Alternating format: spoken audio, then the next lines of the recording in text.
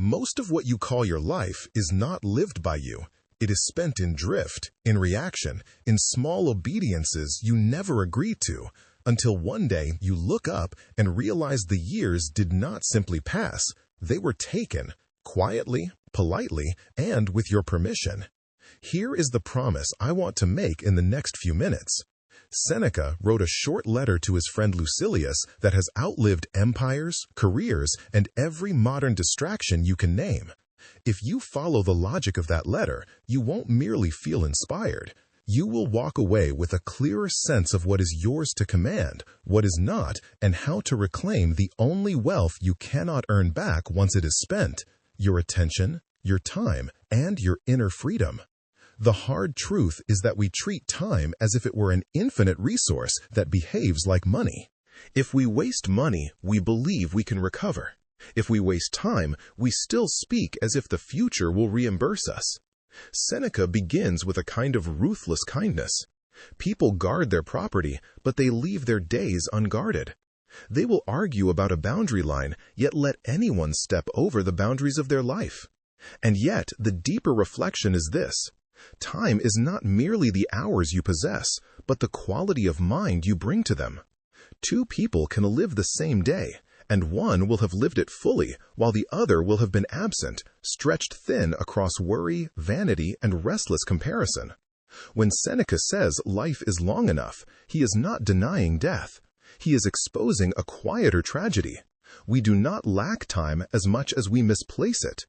A practical example is almost embarrassing in its familiarity. You sit down to answer one email, and 45 minutes later you have wandered through half a dozen tabs, half a dozen opinions, half a dozen lives you do not live, and you return to your own work with a mind that feels rented out. Nothing bad happened, no disaster occurred, and yet something precious was spent. You feel it as a low-grade fatigue, a slight resentment, a fog that makes even your free hours feel like they belong to someone else. The hard truth is that much of what drains you is not labor, but needless surrender. You say yes to the meeting that didn't need you, the argument that won't change anything, the favor that is really avoidance dressed as kindness. Seneca is sharp here. People are stingy with their money and lavish with their life. They hand out minutes the way they hand out polite smiles, automatic, thoughtless, and oddly expensive. The deeper reflection is that surrender is rarely forced. It is seduced. It arrives disguised as being nice, as being available, as being in the loop. You don't feel chained, you feel needed, and that is why the chain is strong. The mind prefers a familiar captivity to an unfamiliar freedom. To reclaim your time, you have to see that a crowded life can be an empty one, and that being in demand is not the same as being alive.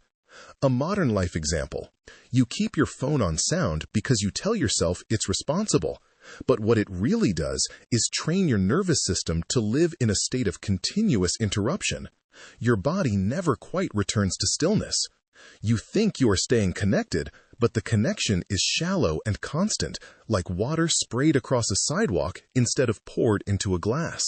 The hard truth is that anxiety is often a mismanagement of imagination.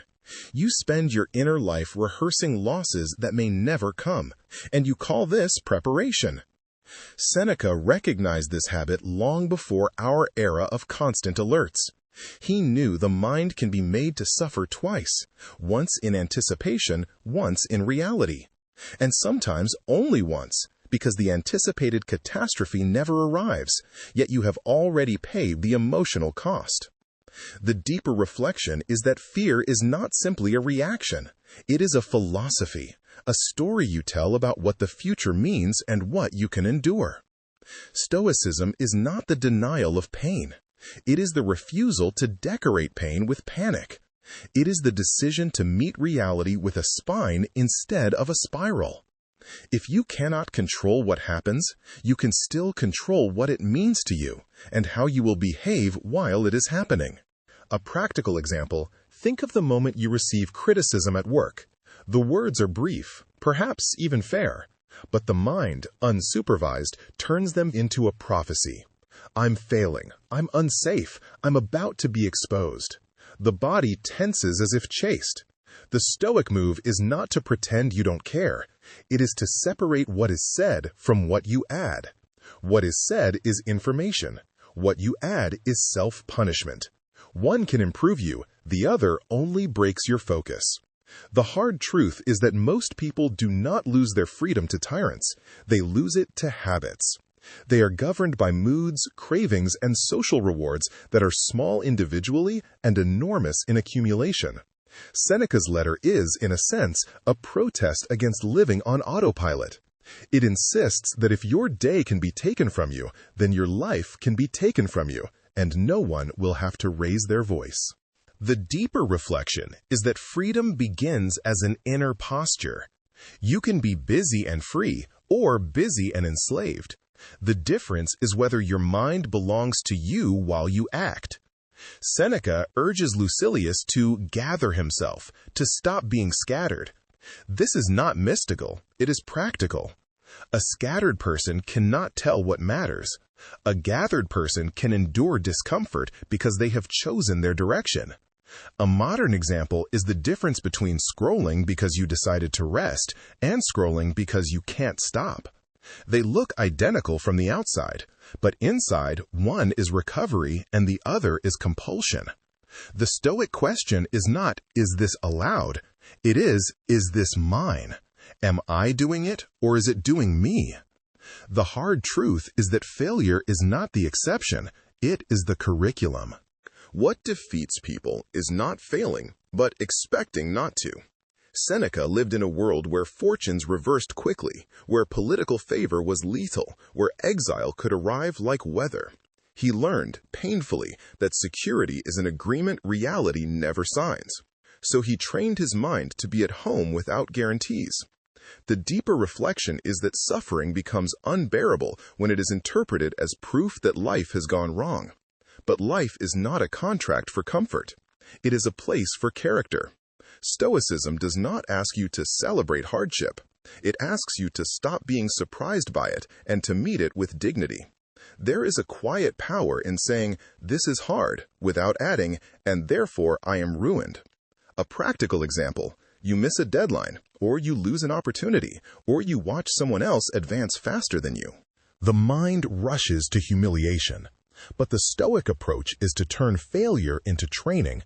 What skill is missing? What habit needs discipline? What conversation needs courage? What illusion needs surrender?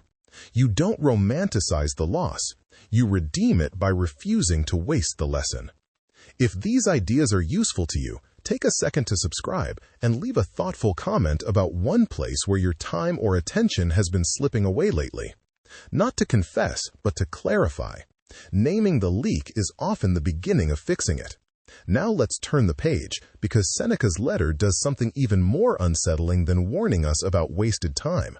It challenges what we usually mean when we say we are busy. The hard truth is that busyness is often a form of avoidance. People fill their days the way they fill silence, so they won't have to hear what the quiet would tell them.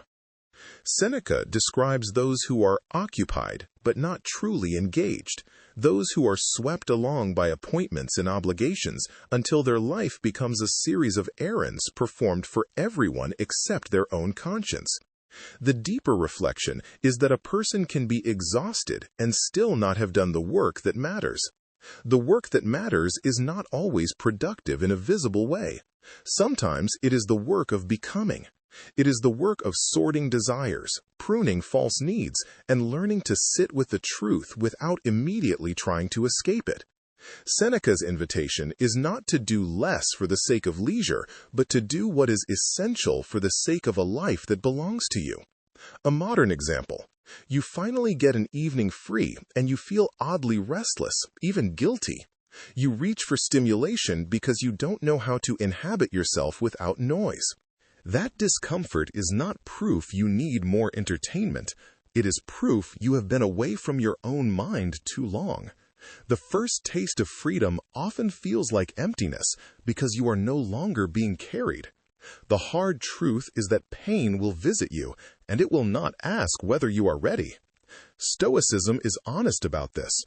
Seneca does not offer a world without grief, illness, betrayal, or decline.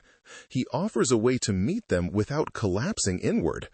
The untrained mind takes pain personally, as if reality has singled it out. The trained mind recognizes pain as part of the human terms of service. The deeper reflection is that inner peace is not a mood you stumble into. It is a discipline you build. It comes from aligning your energy with what you can influence and releasing the fantasy that you can control what you cannot. This is not resignation, it is accuracy. And accuracy is calming. The mind is most tormented when it argues with facts. A practical example: a loved one changes or leaves or disappoints you. You cannot control their inner weather. You can plead, bargain, replay old scenes, stalk the past for a moment where you could have prevented it. But the Stoic move is to return to the only place you can act: your own responses, your own values, your own integrity. Grief may remain, but bitterness doesn't have to. Pain may stay, but chaos doesn't have to. The hard truth is that what people call meaning is often borrowed. It is a script they inherited, and they perform it faithfully while feeling secretly hollow. Seneca's letter is an attack on borrowed living. It suggests that the tragedy is not dying.